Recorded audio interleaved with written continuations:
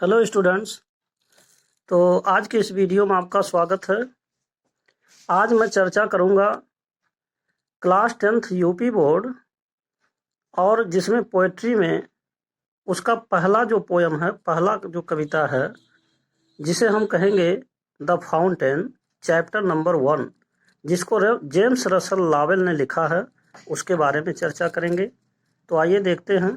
देखिए, the fountain, जिसका हिंदी में अर्थ होगा फव्वारा, या इसको आप कह सकते हैं झरना। झरना भी इसे कहा जा सकता है और फव्वारा भी कह सकते हैं। तो इसको लिखने वाले जो कवि हैं, जो जेम्स रसल लावेल हैं, इनका जन्म 1819 ईस्वी में हुआ था और जबकि इनकी मृत्यु 1891 ईस्वी में हुआ। तो यह एक ऐसे कवि हैं जो वास्तव में प्रकृति के कवि हैं। आप ये कह सकते हैं कि ज़्यादातर प्रकृति के सुंदरता और सौम्यता का वर्णन करते हैं। तो फाउंटेन उन्हीं में से एक कविता है और जिसके बारे में इन्होंने लिखा है।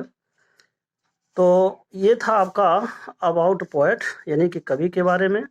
अब आइए देखते हैं आगे जो लिखा हुआ है इसमें। Central idea of the poem एक चीज लिखा है। तो ये central idea of the poem क्या है? दरअसल ये कविता के बारे में, जो पोयम है उसके बारे में कुछ बताया गया है कि ये क्या चीज़ें हैं। यानी कि जो फाउंटेन पोयम है उसका एक संक्षेप में एक तरह से व्याख्या किया गया, स्पष्टीकरण किया गया है कि वास्तव में मुख्य मुख्य बातें इसमें क्या हैं। तो मैं आपको इसके बारे में ये बता दूं कि जैसे जो फाउंटेन है, कभी फाउंटेन को देखता है, उस फवारे को देखता है जो नेचुरल फाउंटेन है। देखिए, फाउंटेन के बारे में अगर देखा जाए तो दो तरह के फाउंटेन होंगे, एक नेचुरल होगा और एक आर्टिफिशियल कह सकते हैं, यानी कि कृत्रिम फवारे कह सकते हैं। जैसे आजकल हम लोग चौराहों पर देखते हैं, जो अधिक से अधिक इस शहरों में मिलता है, जो कृत्रिम फवारा जिसे कहेंगे आर्टिफिशियल। तो एक तो वो है जो बिजली से चलती है, परंतु यह जो इन्होंने वर्णन किया फाउंटेन के बारे में, यह उस फवारे की वर्णन नहीं है, बल्कि यह जो है एक नेचुरल फवारा है, नेचुरल फाउंटेन है, उसके बारे में वर्णन है। तो मूल रूप से देखना यह है कि इस कविता में जो फव्वारा है, कवि को फव्वारा बहुत प्रिय लगता है। ऐसे ही प्राकृतिक गुणों के कारण, जो फाउंटेन में प्राकृतिक गुण हैं, उसी की वजह से कवि इस फव्वारे को बेहद पसंद करता है। तो उसी फव्वारे के बारे में इसमें वर्णन किया गया है। तो आइए अब देखते हैं पोएम्स के बारे में। अब हम शुरू करेंगे पोएम्स को। तो देखिए, पोएम पढ़ने से पहले आपको मैं यह बता दूं कि जो कवि जेम्स रसल लावेल हैं, इन्होंने फव्वारे को सबसे पहले 3 स्टेजेज में वर्णन किया है, यानी 3 स्तर में इसका वर्णन किया है। सबसे पहले तो सनशाइन में, ये सूरज के प्रकाश में यह फव्वारा कैसे दिखता है। फिर इन्होंने, ये पहला स्टेज है कि सूर्य के प्रकाश में, यानी कि दिन दिन में फव्वारा कैसे दिखता है। दूसरा है चांदनी प्रकाश में, यानी मून लाइट में फव्वारा कैसे दिखता है। और तीसरा जो आपका है, वह तीसरा है स्टार लाइट, यानी कि जब रात तो होती है परंतु उसमें चंद्रमा नहीं होते हैं और केवल सितारे होते हैं, तारे छाए रहते हैं आकाश में। तो उस समय देखिए यहाँ पर स्टार लाइट लिखा हुआ है। तो 3 स्टेजेज में शुरुआत में ही पोएम के इन्होंने इसका बहुत ही मनोरम दृश्य खींचा है इस कविता का, जो बहुत ही, इस कविता को बहुत ही क्लाइमैक्स, यानी इसके शिखर तक पहुंचा देता है, जो इसकी महत्ता को बढ़ा देता है। तो आइए अब देखते हैं इनके पोएम्स के बारे में। तो कवि कहता है, इनटू द सनशाइन, सूरज के प्रकाश में, इनटू द सनशाइन, सूर्य के प्रकाश में, फुल ऑफ द लाइट, यह जो फव्वारा है यह पूर्ण रूप से प्रकाशित दिखता है। कहने का मतलब यह है कि सूर्य का जब प्रकाश होता है, यानी सूरज जब निकल जाता है, तो यह फव्वारा पूर्णतः प्रकाशित दिखाई देता है, बहुत ही प्रकाश से भरा हुआ दिखाई देता, full of light. Leaping and flashing, और दूसरी बात यह है कि ये उछलता हुआ, कूदता हुआ दिखाई देता है। एंड फ्लैशिंग माने यह जो है चमक देता हुआ, यानी कि रोशनी देता हुआ दिखाई देता है। फ्रॉम मॉर्न टिल नाइट, यानी सुबह से लेकर के शाम तक यह फुब्बारा दिखाई देता है। तो कहने का मतलब यह है कि सबसे पहले इन्होंने कहा इनटू द सनशाइन, यानी सूरज के प्रकाश में, यह जो फाउंटेन है, यह जो फव्वारा है, वह पूर्ण रूप से प्रकाशवान दिखता है, फुल ऑफ द लाइट, और उछलता कूदता हुआ, लीपिंग माने उछलता कूदता हुआ दिखाई देता है, एंड फ्लैशिंग, और रोशनी से भरा हुआ, चमक देता हुआ दिखाई देता है, और सुबह से लेकर के शाम तक ये ऐसे ही दिखाई देता है, यानी कि बहुत ही प्रकाशवान और उछलता कूदता हुआ दिख। अब आइए देखते हैं दूसरा स्टैंजा, इसके बारे में इसका क्या व्याख्या है। इनटू द मून लाइट, चांदनी प्रकाश में, वाइटर देन द स्नो।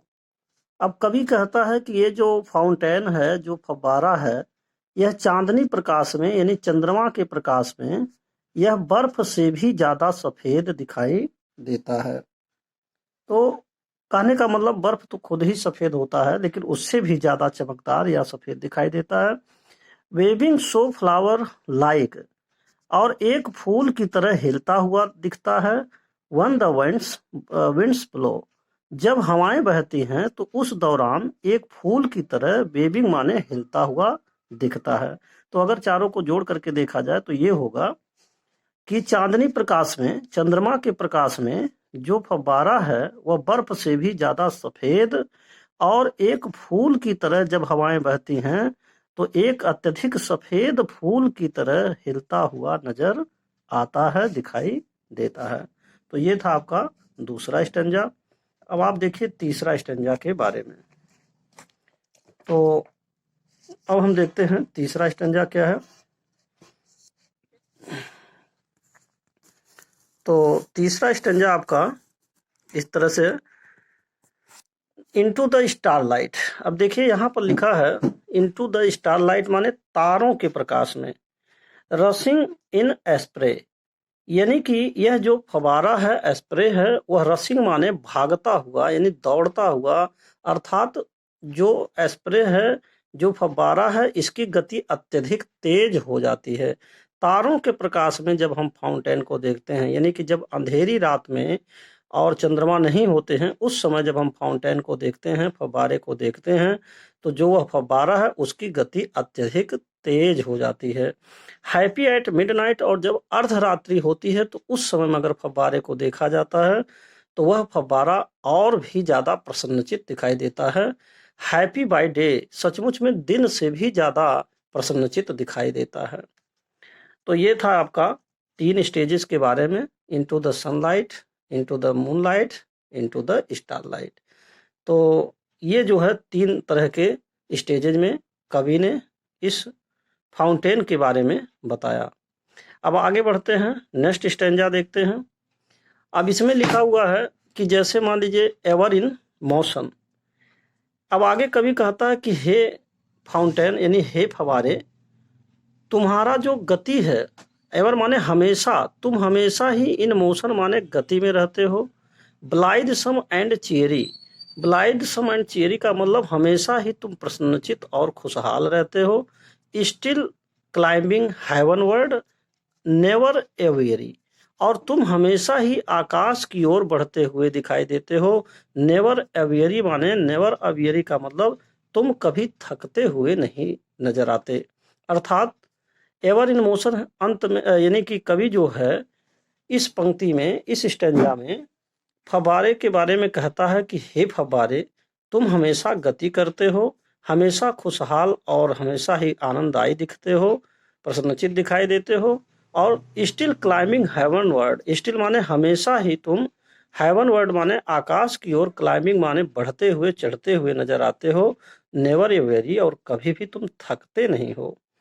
अगला स्टैंजा है ग्लैड ऑफ ऑल वेदर्स। अब कवि जो है उस फाउंटेन के बारे में, फव्वारे के बारे में कहता है कि हे फव्वारे, ग्लैड ऑफ ऑल वेदर्स, तुम सभी प्रकार के मौसमों में खुश नजर आते हो। ग्लैड माने खुश लगते हो। स्टिल सीमिंग बेस्ट, और जब देखो तब ही तुम हमेशा ही सर्वोत्तम दिखते हो, सबसे उत्तम दिखते हो।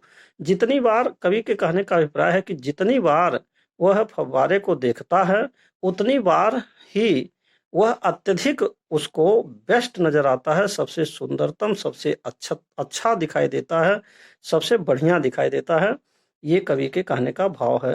Upward or downward motion thy rest, अब यहाँ दाई का मतलब होता है फव्वारे के लिए तुम्हारा। आगे करा कि हे फव्वारे, अपवर्ड और डाउनवर्ड, यानी अपवर्ड या डाउनवर्ड यानी ऊपर की ओर अथवा नीचे की ओर गति करना ही मोशन दाई, मोशन माने गति करना, दाई माने तुम्हारा, रेस्ट माने आराम है। हे फव्वारे, तुम्हारा ऊपर की तरफ गति करना और ऊपर से फिर नीचे की तरफ गति करना, यानी गति हमेशा करता है फव्वारा, कभी ऊपर कभी नीचे। जैसे उसमें से जल के प्रवाह के ऊपर फव्वारे निश्चित हैं कि अगर जल का प्रवाह तेज गति से है तो वो तेज गति से ऊपर की तरफ बढ़ता है, और अगर जल का प्रवाह थोड़ा सा कम है तो उसकी गति थोड़ी धीमी पड़ जाती है। तो इसी बात को देखते हुए कवि कहता है कि हे फव्वारे, तुम ऊपर से और नीचे की तरफ जो गति करते रहते हो, कभी तुम्हारी गति, अर्थात कवि के कहने का भाव है कि जब तुम्हारी गति कभी कभी तेज हो जाती है और कभी कभी स्लो हो जाता है, तो शायद तुम उसी में अपना आराम पाते हो। जबकि सच यह है कि फव्वारा कभी आराम नहीं करता है, क्योंकि फव्वारा, इससे पहले वाले स्टैंजा में आपने देखा कि वो नेवर वेरी, कभी थकता ही नहीं है, तो इसको आराम लेने की जरूरत ही नहीं होती है। तो इसका आराम क्या है? शायद कभी ये कल्पना करता है कि ऊपर की तरफ गति करना, ऊपर से थोड़ा नीचे की तरफ, यानी उसकी गति में थोड़ा कम हो जाना उसकी गति को, और कम होने के बाद फिर तेज हो जाना, शायद यही उसका आराम हो। जबकि असलियत है कि वो आराम नहीं करता है। अब आते हैं हम नेक्स्ट स्टेंजा के बारे में। तो इसमें हम देखते हैं कि फुल ऑफ नेचर। अब कभी जो है फव्वारे को अगले स्टेंजा में यह कहता है कि हे फव्वारे, तुम्हारा तो पूर्ण स्वभाव है, नथिंग कैन टेम, यानी तुम्हारा तो गति करना पूर्ण स्वभाव है, तुम्हारा इस तरह से हमेशा बढ़ते रहना, तुम्हारा जो ये गति है, जो फव्वारा हमेशा गतिमान रहता है, ये तो तुम्हारा नेचर है। यानी कि तुम जो है कृत्रिम नहीं हो, तुम आर्टिफिशियल नहीं हो, तुम नेचुरल हो। और साथ ही साथ नथिंग कैन टेम, और हे फव्वारे, तुम्हारे इस गति को कभी भी कोई रोक नहीं सकता। नथिंग कैन टेम, कोई भी चीज तुमको रोक नहीं सकती, तुम्हारी ये गति नेचुरल है, स्वाभाविक रूप से है, और चेंज एवरी मोमेंट। और कभी और आगे कहता है कभी कि तुम जो है हमेशा बदलते हुए नजर आते हो। क्योंकि देखिए, फव्वारे में हमेशा जो जल आता है वो हमेशा देखा जाए तो नया ही होता है। तो कह रहा कि तुम हर क्षण बदल रहे हो, एक एक क्षण बदल रहे हो, एवर द सेम, और इसके बावजूद भी एवर द सेम माने हमेशा तुम एक दिखते हो। भले ही यहाँ देखने में लग रहा है कि तुम बदल रहे हो, लेकिन इसके बावजूद भी तुम एक दिखते हो। और अब यहाँ पर एक बात अगर देखा जाए तो सचमुच में यहाँ पर जैसे change every moment ever the same, इसमें एक तरह से विरोधाभास अलंकार है। हिंदी में एक अलंकार कहलाएगा विरोधाभास अलंकार, अंग्रेजी में इसको कहेंगे oxymoron, figure of speech oxymoron. तो जो अलंकार होते हैं वो आप नेक्स्ट कक्षा में पढ़ेंगे, अगली कक्षा में पढ़ेंगे। तो यहाँ पर एक अलंकार भी है जिसको आप विरोधाभास अलंकार कह सकते हैं। जैसे जो कि विरोध, एक दूसरे के विरोधी हों। जैसे यहाँ लिखा है चेंज एवरी मोमेंट, एक तो वह फव्वारा हर क्षण बदल रहा है, और दूसरी बात यह है कि हर क्षण बदलने के साथ साथ वह फिर भी एक बना हुआ है, यानी बदल भी नहीं रहा है। तो इस तरह से विरोधाभास इसमें देखने को मिलता है। तो ये फिगर ऑफ स्पीच ऑक्सीमोरन कहलाएगा। तो ऑक्सीमोरन भी इसमें प्रयोग किया गया है। तो ये था फुल ऑफ नेचर। एक बार और समझ लीजिए कि हे फव्वारे, तुम्हारा तो स्वभाव ही प्राकृतिक है, तुमको कोई चेंज नहीं कर सकता, नथिंग कैन टेम, तुम्हें कोई रोक नहीं सकता, तुम हर क्षण बदलते हो, और इसके बावजूद भी तुम हमेशा एक दिखते हो। अब अगली स्टंजा में कवि कहता है सीजलेस एस्पायरिंग, यानी सीजलेस एस्पायरिंग का मतलब हुआ कि हे फव्वारे, तुम्हारा जो जिज्ञासा है वह अपरिवर्तनशील है, यानी कि अस्थाई है, तुम्हारा जिज्ञासा कभी बदलने वाला नहीं है। सीजलेस कंटेंट, और तुम्हारी जो संतुष्टि है वह भी अस्थाई है, वह भी अपरिवर्तनशील है। अपरिवर्तनशील जिज्ञासा है, अपरिवर्तनशील संतुष्टि है। डार्कनेस और सनशाइन दाई एलिमेंट, और हे फव्वारे, चाहे अंधेरा हो और चाहे जो है प्रकाश हो, या चाहे अंधेरे, घनघोर अंधेरा हो अथवा प्रकाश हो, हर क्षण में, हर पल में, हर स्थितियों में तुम्हारा गति करना ही लक्ष्य है, और तुम गति करने से थकते नहीं हो। इसके बाद अंतिम स्टेंजा में कवि इस फव्वारे के क्वालिटीज को देखते हुए, उसके गुणों को, ऐसे महान गुणों को देखते हुए, वह फव्वारे को बहुत ही सम्मान पूर्वक शब्दों से संबोधित करता है और क्या कहता है, ग्लोरियस फाउंटेन, हे महान फव्वारे। अंत में कवि फव्वारे से इतना प्रभावित हो जाता है उसके गुणों को देख करके कि अंत में वह बहुत ही सम्मान पूर्वक शब्द बोलता है, ग्लोरियस फाउंटेन, हे महान फव्वारे। लेट माई हार्ट बी, मेरे हृदय को भी बना दो। फ्रेश माने तरोताजा बना दो, चेंजफुल माने परिवर्तनशील बना दो, और कंस्टेंट माने स्थिर बना दो। अपवर्ड लाइक दी, और लाइक दी माने तुम्हारी तरह, लाइक माने तरह, दी माने तुम्हारी तरह, अपवर्ड माने आगे की तरह, आगे की ओर मैं भी बढ़ सकूं। अर्थात कवि के कहने का भाव यह है कि वह उस महान फव्वारे को या उस फव्वारे को, उस फाउंटेन को महानता की उपाधि देते हुए कहता है कि हे महान फव्वारे, तुम मेरे हृदय को भी अपने ही समान तरोताजा, परिवर्तनशील और स्थिर बना दो, जिससे कि मेरा भी विकास हो सके। अर्थात कवि के कहने का अभिप्राय है कि उसका भी विकास हो, उसकी भी उन्नति हो। तो इस प्रकार अब ये कविता यहीं पर समाप्त होती है और ये पोयम ख़त्म होता है, और इसके साथ साथ यह वीडियो भी अब आपका समाप्त होता है। और अंत में मैं आप लोगों से यही कहूँगा कि अगर आप मेरे चैनल पर पहली बार आए हैं तो मेरा रिक्वेस्ट है कि आप मेरे चैनल को सब्सक्राइब अवश्य करें, साथ ही साथ बेल आइकन भी प्रेस कर दें, जिससे कि जो भी मैं नए वीडियोज़ बनाता रहूं वह आप तक सबसे पहले पहुंचे। And at last, thank for watching this video.